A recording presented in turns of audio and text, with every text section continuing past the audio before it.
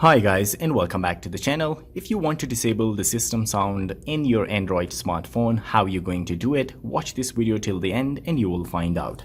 So guys, as you can see, if I touch anything, as you can see, it creates sounds. Even if I access the setting, it will create sound. So if this one is annoying for you and you want to disable it, so how you're going to do it? All you need to do is to go to the setting of your phone.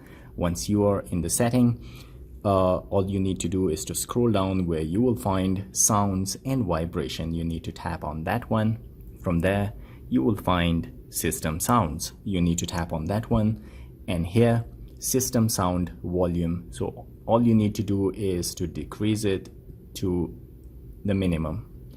And now if I press any key, as you can see, I'm going back or I'm opening any other application. So as you can see, there is no system sound anymore. So guys, this is all it takes to disable the system sounds in Android smartphone. If you liked the video, don't forget to subscribe. I will see you again in the next video. Till then, take care.